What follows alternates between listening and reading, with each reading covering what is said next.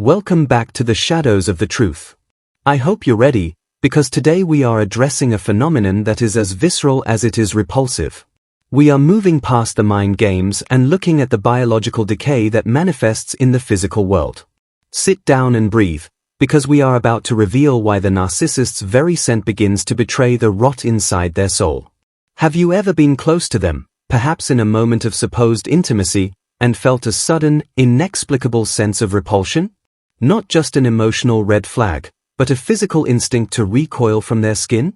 You might have dismissed it, blamed their cologne, or ignored your own nose.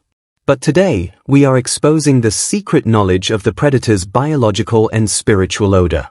The question that haunts the survivors who lived in their bed is simple yet terrifying. Why does their body smell different, almost acrid or metallic, during their most toxic phases? Is it the sheer volume of their multi-sourcing and frequent physical encounters? Or is it something far more sinister, a chemical signature of a mind that has completely disconnected from its own humanity? In this documentary-style breakdown, we are performing an autopsy on the scent of betrayal. We are going to explore how the narcissist's constant state of hypervigilance and deception creates a physiological toxic load that cannot be washed away with soap. This isn't just about hygiene. It is about the spiritual necrosis manifesting as a literal, physical stench of decay. You've noticed it when they return from a hunt. They carry the scent of other people's energy, mixed with a sharp, acidic sweat that smells like fear and adrenaline. To the empathic nose, this isn't just a smell, it is a warning. It is the odor of a parasite that has spent too much time in the dark, consuming things it was never meant to hold. The predator is finally starting to stink. Imagine a person so hollow that they require a constant infusion of others just to feel a pulse. This frantic, desperate accumulation of human energy functions like a spreading, lethal disease. We are calling this the biological confession. No matter how many expensive perfumes they spray, they cannot mask the smell of a body that is constantly marinating in its own high cortisol stress. Why is it deadly? Because it marks the stage where the mask is no longer enough to cover the rot. The narcissist's sexual disease of seeking multiple sources isn't just a psychological choice, it is a full-body infection of the spirit.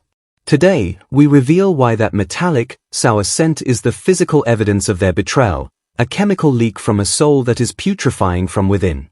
We are pulling back the curtain on the narcissist's secret reality. You finally reach the point where you can no longer ignore the instinct to pull away. This video is for the survivors who felt crazy for noticing the change in their partner's scent. We are here to validate that your nose was telling you the truth before your heart was ready to hear it. The monster is rotting in plain sight. This is the analytical, blunt truth about the narcissist's endgame. They are currently engaged in a frantic attempt to cleanse themselves with new supply, but the spiritual necrosis is systemic. They are walking morgues, animated by stolen heat, and eventually, the coldness of the void begins to smell like old copper and stagnant water. Sit down and prepare for the visceral truth. The hook is set, and the truth is coming for them.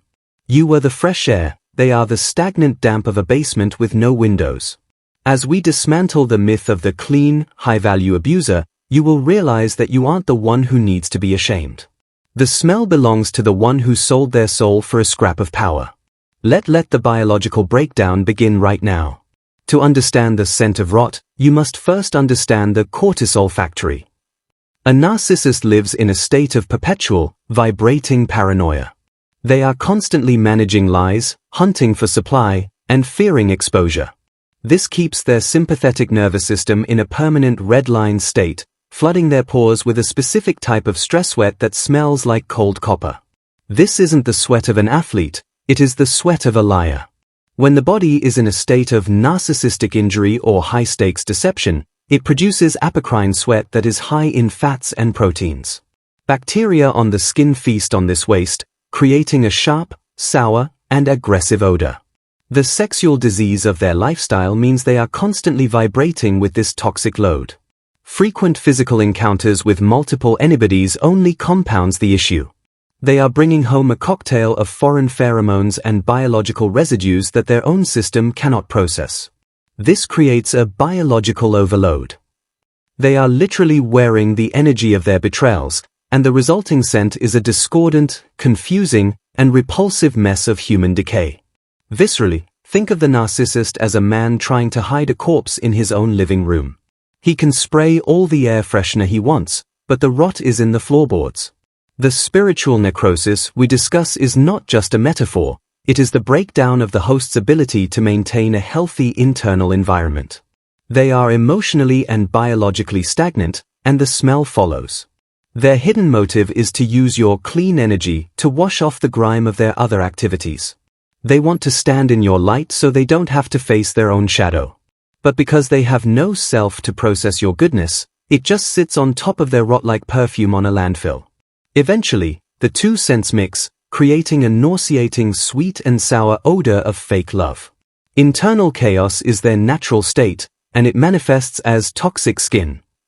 The skin is the body's largest organ of elimination. When the narcissist's mind is full of bile, rage, and envy, those toxins are pushed out through the pores. This is why their bed sheets often smell sickly or metallic.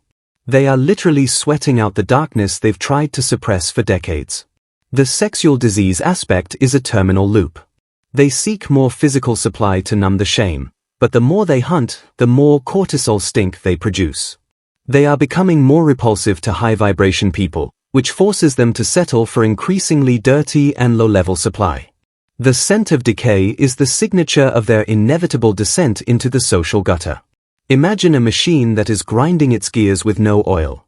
The heat produces a burnt, acrid smell. That is the narcissist's mind. They are overworking their deceptive faculties to such a degree that their body is physically smoking. The sexual weakness we previously discussed starts with this metabolic failure. They are literally burning out, and you can smell the smoke of their ego. Why is more never enough? Because they are trying to drown out the smell of their own worthlessness. By engaging with anybody, they are simply adding more layers of grime to a soul that is already putrefying. They are ghosts who have forgotten how to be clean. The secret knowledge is that the narcissist's body is a mirror of their internal filth. The truth is in the air. The final stage of this breakdown is the realization that the abuser is a biological error. They have optimized for theft in a universe that rewards connection. Their scent of rot is the body's way of sounding a biological alarm to anyone who gets too close. It is a cinematic tragedy. The predator who wants to be worshipped is eventually revealed by the very skin they live in. The dramatic turning point arrives when your body begins to reject them before your mind does. You find yourself turning away when they try to kiss you, not because of an argument, but because your nostrils are flaring in a primal flight response. This is the psychological plot twist. Your DNA has recognized the predator's scent of decay, and the biological walls are going up. Watch the narcissist's reaction to your physical recoil. They don't ask what's wrong, they get angry. They feel the narcissistic injury of being seen as repulsive. They will accuse you of being cold or crazy, but the truth is vibrating in the air between you. The scent of rot has become a physical barrier they can no longer bypass with clever words or fake love bombing.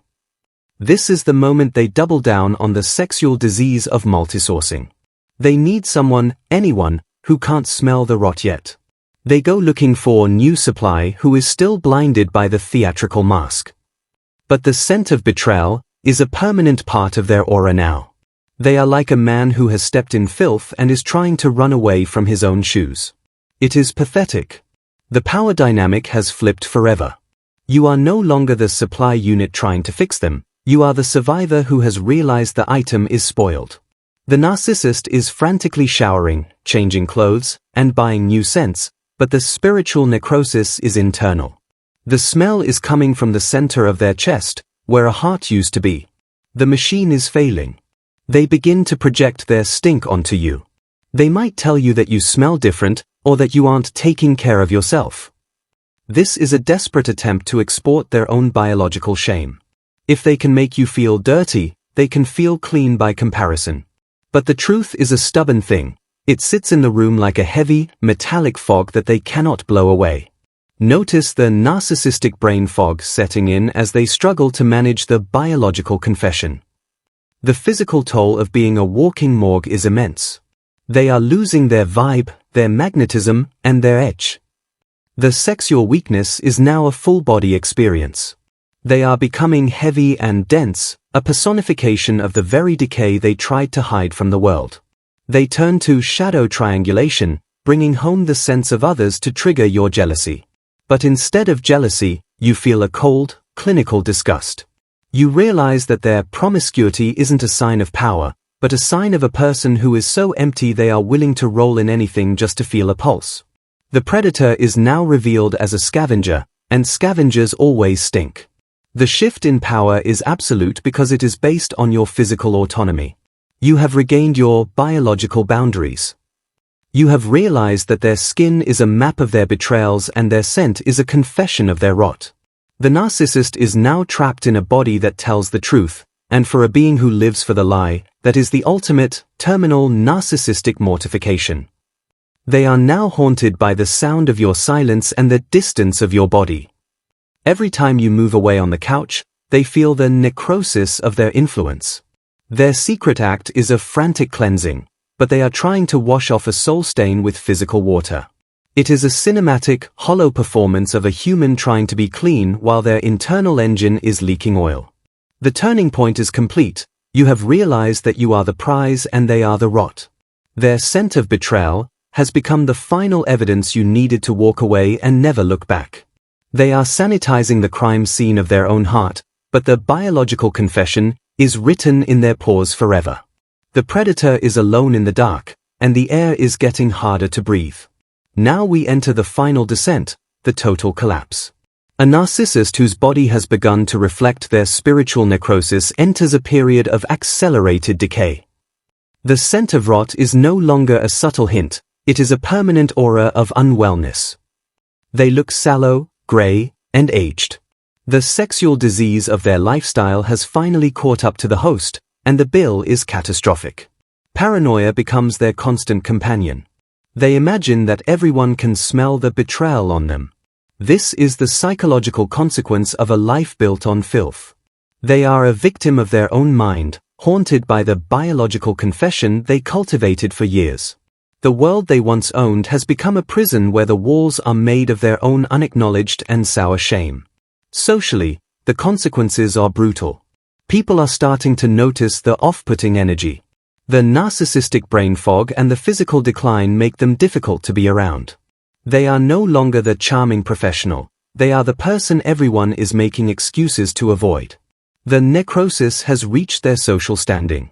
They are becoming a pariah in a world of ghosts. Watch the sexual weakness manifest in their current relationships. Without your extraordinary empathy to fuel their performance, they have become a hollow, mechanical lover who smells like stress and old lies. Every new conquest is a disappointment because they can't find a way to mask the stink of the void. They are a starving man eating plastic food in a room that smells like copper. Their mind is a darkening room.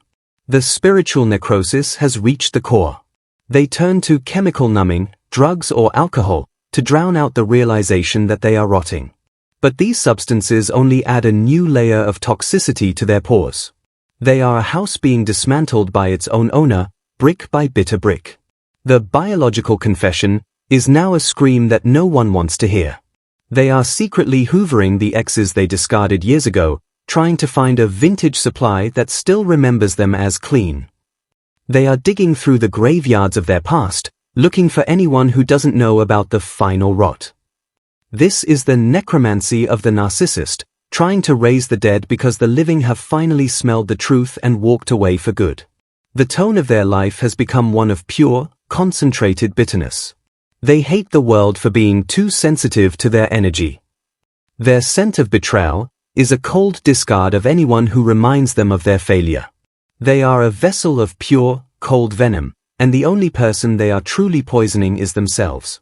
They are the architects of a hell where the air is stagnant and heavy. The narcissist's ego is a pile of rubble. They are forced to confront the fact that they are not a god, but a failing organism.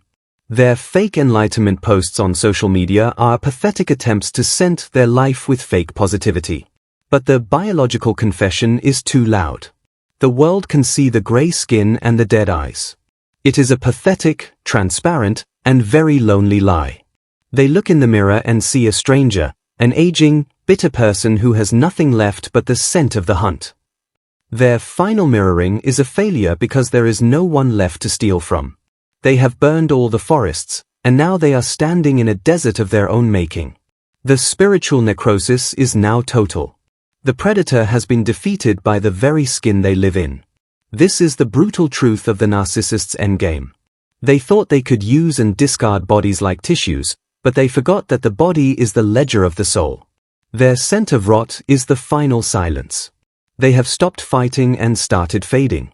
They are a ghost in their own city, a non-entity in the lives of the people who actually lived for real. The rot is finally absolute. We arrive at the final truth. The smell you noticed was the universe's way of sounding the alarm for your soul.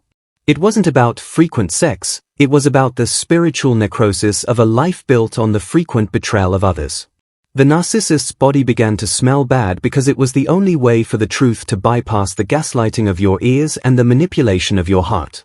Empower yourself with this secret knowledge. Your body is a high-definition truth detector. Your physical repulsion was a sign of your extraordinary empathy, recognizing the biological confession of the abuser. You aren't crazy or sensitive, you are biologically healthy. The scent of rot was the evidence of their sexual disease and their internal, terminal collapse. Emotional closure doesn't come from a confession they will never give, it comes from the fresh air of their absence. When you walk away, the metallic fog of their presence begins to lift from your life. You realize that you were living in a room with a corpse, and now that you've stepped outside, you can finally breathe again. The silence is clean. The air is sweet. You are finally free. Cinematic healing is the slow burn realization that you have been decontaminated. You have washed the scent of betrayal off your skin and reclaimed your own purity. You are no longer a supply unit for a rotting parasite. You are the elite survivor who has seen the void and refused to let its stench stay on you. You are glowing with a power that the narcissist can never touch again. Do not look back at the new supply with jealousy. Pity them. They are currently breathing in the metallic fog of a dying influence. They are being love-bombed in a room that smells like old copper and hidden shame. Your final goodbye was a divine protection, a miraculous escape from a biological hazard. You are the lucky one who got out alive, with your soul intact today. Reclaim your extraordinary status. The narcissist tried to make you feel average and worthless to keep you trapped in their rot. But by surviving this and growing from it, you have proven that you are anything but ordinary. You are a warrior of the senses, a person who can distinguish between the light of truth and the scent of the lie. That is a level of power they will never have. This is the cinematic closing of your trauma. Imagine the camera pulling back, showing you walking away from a house that smells like damp and old secrets. The music is soaring, the colors are vivid, and the air is crisp and clean. Behind you, the narcissist is still trying to wash their skin in the dark, but the smell won't go away. The credits are rolling on your old life. The sequel is beautiful. Your future is not just bright, it is extraordinary. You will attract people who smell like sunlight and integrity, people who will cherish your extraordinary empathy rather than feast on it. You have been upgraded by the fire. You are now a master of your own biological boundaries. The scent of the narcissist is a footnote in your history, a dark chapter that you have outgrown. Let the narcissist drift into the fog of their own making. Let them deal with their biological confessions and their empty mirrors in peace. Their story is a tragedy of a being who traded their humanity for a moment of fake power, only to realize that the bill was their very skin. Your story is a triumph of the human spirit over the void. Carry this secret knowledge like a torch in the dark. Remember this final truth. They tried to hide the rot in the dark, but the air always tells the truth. You are the fresh breeze that remains, they are only the stagnant scent that fades when the windows are finally opened. Walk away, keep the air clean, and never look back. Your life is finally, truly, and brilliantly your own. The scent of freedom is the only thing you need to breathe now.